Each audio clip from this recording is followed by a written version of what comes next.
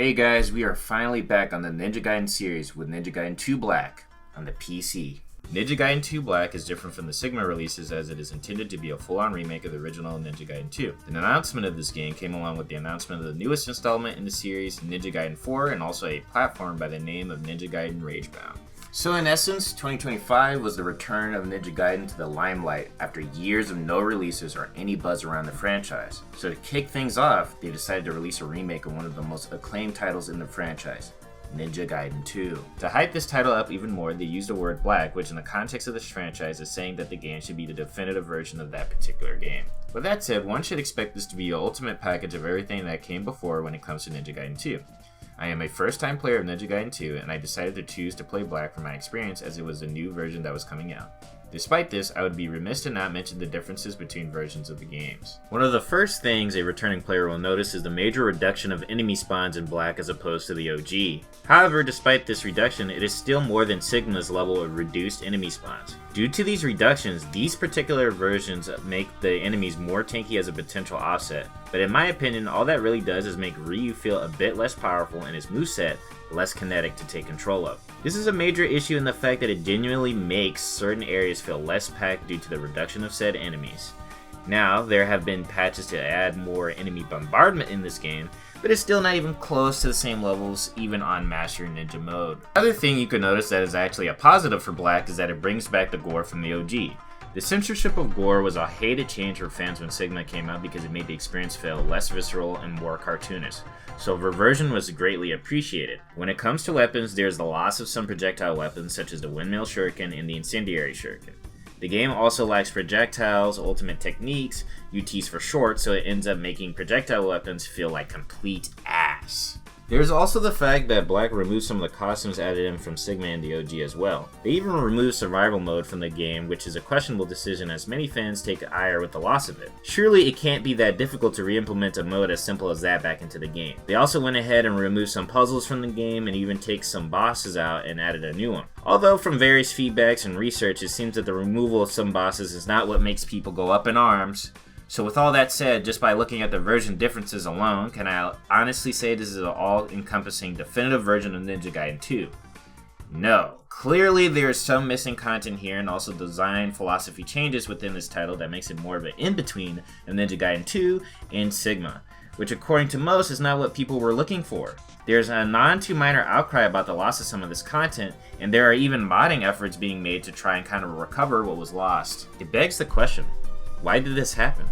Well, one can assume this happened because they did not possess the source code for Ninja Gaiden 2 in the first place, but that is simply speculation on my part. Originally, the reason why Sigma 2 is different when it comes to the multitude of enemies is because the PS3 couldn't handle the load. But with the modern hardware, this could have been a simple fix. It generally feels like they didn't bother going over the game with a fine comb to see what they can salvage and add back in from the original rendition of the title. Possibly due to the development being focused more on Ninja Gaiden 4 or Ragebound. Whilst I can understand the potential strain this might cause it does when asking them to spend more time on the remake, I think if you're gonna give this title the moniker of Black, you have to live up to it. Okay, fine. So it might not be the definitive idea what Ninja Gaiden 2 is supposed to be, but is the game still good despite this? Let's find out after we get into the premise and some story aspects of the game. This game's narrative takes us to events sometime after the first title where Ryu is now a ninja who travels the world to do various missions to ensure its safety. In the beginning of this game, a new character in the series named Sonya, who is a CIA agent, is looking for Ryu to help her prevent the return of the Archfiend. Sonya ends up getting captured by the Spider Clan, and our hero Ryu sets out across the world to find her and stop the Spider Clan from ushering in a fiend apocalypse. The game's narrative is told to you in the most detail in the summaries before you play the actual chapter, and then you get a cutscene at the start of the mission and at the end of it. All in all, just like the previous game, the story here isn't that complex. However, I felt the game does a better job in keeping you informed as to the level of destruction the fiends cross across the planet. The voice acting here is a mixed bag in this title where I find some of the fiends to sound pretty good because they kind of ham it up.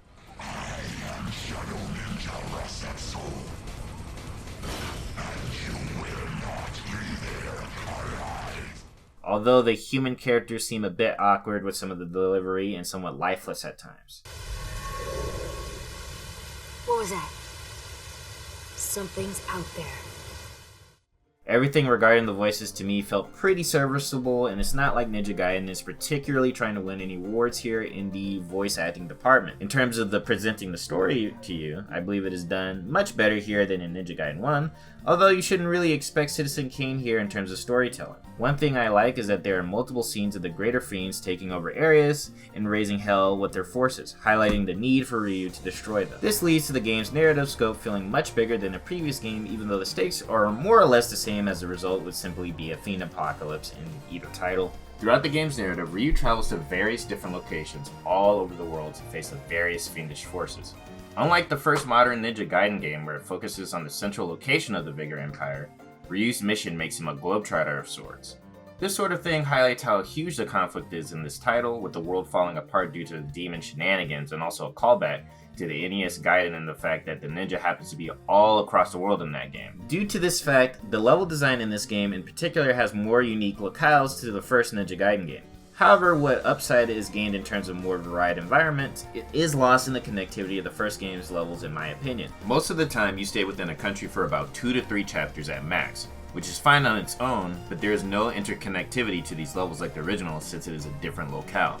So because of this, the exploration aspects of the game feels a bit worse, but never fear, the chapter still incentivizes you to turn the levels upside down for goods. In Ninja Gaiden 1, golden scarabs were your main collectible, and it gave you various different rewards depending on the amount you collected, ranging from health upgrades to techniques and even weapons. In this game, you have crystal skulls, which in this version of the game gives you shop discounts on weapon upgrades and the like. This is a bigger deal on higher difficulties, as the weapons are more expensive and you really want to make sure you have your stuff upgraded as soon as possible. You do also have your standard health upgrades and mana upgrades to look out for as well, which typically requires a little bit of platforming or going out of your way to an extent. With that said though, I would say the platforming or puzzles one would have to do to get to certain areas or gauntlet fights you would need to engage in to get said upgrades in Ninja Gaiden 1 are more compelling to me. Not only that, it feels more exciting to get actual weapons and techniques from the collectibles, as there's more of an anticipation of what you're gonna get. However, one thing I can definitely say about this game is that the combat feels revamped and more satisfying than ever here.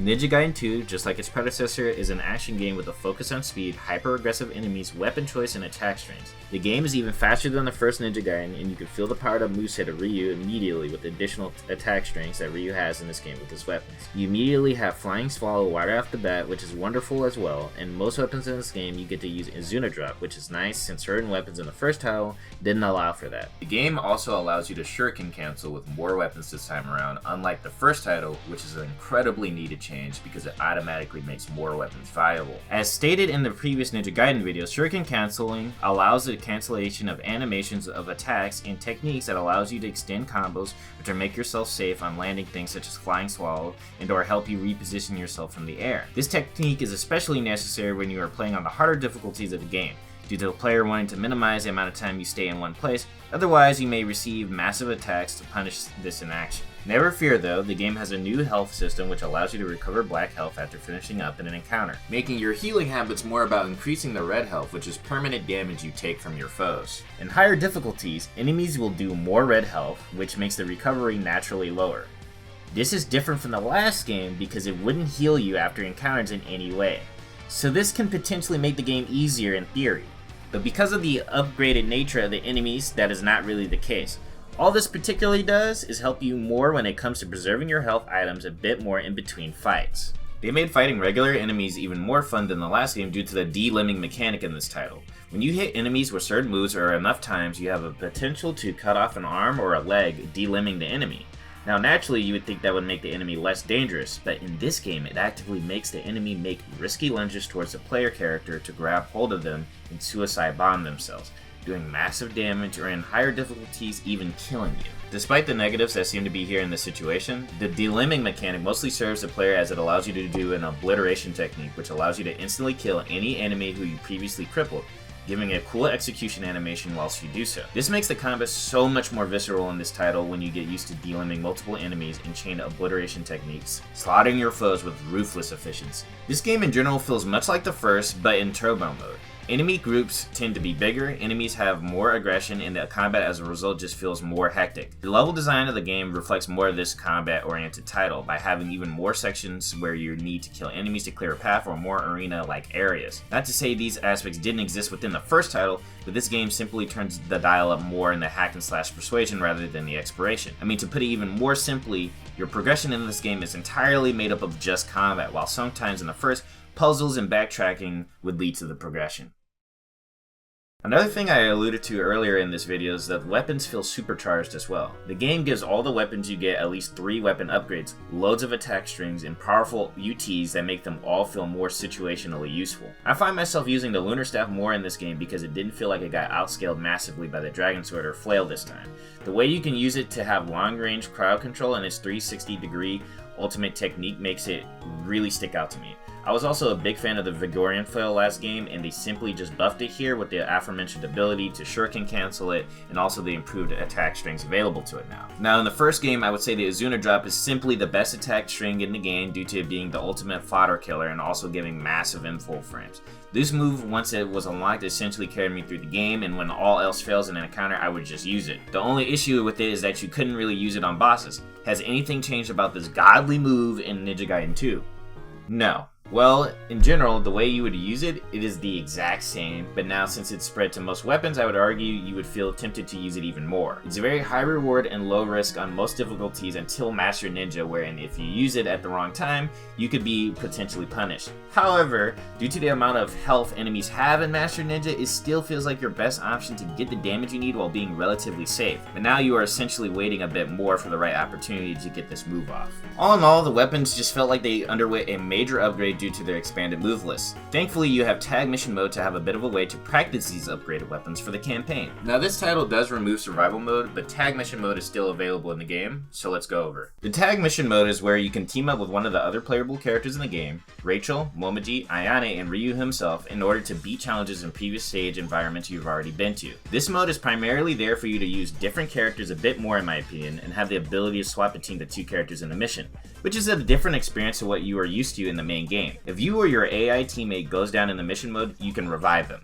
There's a limit to how many revives there are seemingly, but generally speaking for the most part of the missions, you won't reach this threshold. In this mode, your Ninpo is also different when you have both characters on the field, as it turns into a screen nuke of sorts, which is naturally the best method of clearing the enemy mobs here. This mode is pretty neat, and if you beat 10 of any of the missions, you will be rewarded with a costume for Ryu. Tag mission is also sort of a convenient way of being able to fight bosses again as well. Unfortunately, since the difficulty of said missions are not changeable, you can't really practice these bosses on the difficulty you might face them in the campaign proper. As I stated previously, there are other playable characters in this title similar to the Sigma version of this game. You can finally play characters such as Ayane, Momiji, and Rachel returns as well. However, if you're aware of how I felt about this last game, then you would know that this is not inherently a great thing. I'll be the first to admit that I'm not a fan of these extra chapters because their missions are hardly story relevant in this title, and the character's movesets, in comparison to Ryu at least, feel limited due to possessing only one weapon. However, these missions don't feel as bad as they were in Sigma 1. Ayane uses these 2 daggers to fight with and incendiary shurikens as her projectile weapons, which eliminates the ability of shuriken canceling that Ryu has. Her damage is also kind of low in comparison to Ryu, so it can be hard to clear enemies with higher health pools, which is problematic to say the least. However, she's still a pretty fast and mobile character, so her level, at least on lower difficulties, doesn't feel too bad. Rachel has been revamped in this game due to her getting higher mobility, and the attack speed of her warhammer seems to be much faster. They also replaced her last projectile with a gun in this game, which is far more useful at its job. Her counter is a bit worse in this game due to the fact that counters in this title universally require more timing by the fact that you need to do it while you're not already in block stun. Momiji is a new addition to this game and she uses a naginata and a bow. Her naginata attacks feel pretty good on normal and harder mode difficulties, and she does pretty solid damage. Her magic is also this AoE talisman attack, which comes in handy when clearing mobs. Whilst ultimately, I am not too much of a fan of playing these other characters because they are just objectively more limited than Ryu, they feel like less of a chore in this game to get through due to them upping the speed with their attacks, which is another thing that I think this game does better than the first, but something that doesn't hold true for it is the bosses. I feel like the strings of your attacks essentially losing their properties due to it being a boss character has always bothered me about these action games. It just feels like the game is pausing the fun. I think a good example of action game boss fights are the ones in Kingdom Hearts 2, where in fact, if you fight human-sized characters, you can launch them as normal, but there is a thing called revenge values, where after a certain amount of hits, the enemies will predictably retaliate, thus leading to a more engaging fight against bosses, and more strategies based on how you want to go about achieving those hits. And as a bonus, it eliminates infinite combo situations on bosses, which allows them to do interesting things still. It feels more like a form of skill expression that's congruent to the rest of the game. But I digress. In Ninja Gaiden proper, the way most bosses tend to go is that you wait for them to do an attack, and they tire themselves out or just happen to stop doing shit, and you get a couple of hits in. I swear in this title it feels the number of attacks I'm allowed to get off here is not particularly consistent. The bosses do have major tells when it comes to their strikes, although due to the lack of meaningful shuriken canceling, it can be difficult at times to be able to cancel or take back an action you already committed to at times. However, you can dash after any attack, so this is more so applicable if you go for more aerial approaches, but against bosses, that is hardly a good option in the first place. I just don't understand the purpose of making the bosses of the game like this, where it seemingly makes you learn different skills and therefore it is not really much of a test whether you already know. This is not always an issue per se, but decidedly for me, it is not the highlight of my time playing Black. I mean, hell, you can't even Izuna drop most of the bosses besides Genshin, so that's already insanity. I mean, what else am I supposed to do in the game besides Izuna dropping my way to the dub? At least the sound design is retained in the fights, so when you inevitably get turned around in the boss fight due to the camera shifts, you will hear how the boss is coming after you. The camera in this game is not your friend as per usual, but part of playing Ninja Gaiden is ostensibly swinging your camera around to the right position as you fight the enemies. Now I understand, some may call it a skill issue, but I legitimately still don't find struggling with the camera to be all that entertaining, when enemies can kill you with just blowing themselves up or command grabbing you or hitting you for loads of damage. Sometimes it can lead to you whiffing your attacks because Ryu faces an unexpected direction, and in Master Ninja you can kiss your ass goodbye. And speaking of ass, I hope you enjoy looking at the Purple Fiend's ass because they love getting into the fucking camera as much as possible. The game is so much faster in this title, so the camera angles tend to be more egregious to me than in the first game because of how much everything and everyone is moving about. The game by default has camera assist on, and quite frankly, I think it's shit. I usually turn it off and control it myself to make sure I'm looking in the place that I intended to. I understand it is a design choice that we do not possess lock on, but if that is the case, I wish the camera was better than what it currently is. Again, I understand that many vet players will just call me a scrub for this, but that is how I feel. But you can overcome this with enough playtime. The question is that something meaningfully fun to conquer? That's all I'm asking. When it comes to the soundtrack, it's not much of a highlight for me in this game, but the sound design is quite good, especially notifying you of off-screen enemies, which is important because it indicates where you need to swing your camera next. The sound design in this game is extremely meaty in this title, and how when you cut an enemy apart, it feels like a bag of meat is being smashed, and when you are smacked against a wall or hit by a fiend, you feel the power of the strikes through the audio. This can be felt especially with the ultimate techniques in this game. They look, sound, and feel visceral in this title, making these insane looking animations whilst you rend the enemies apart.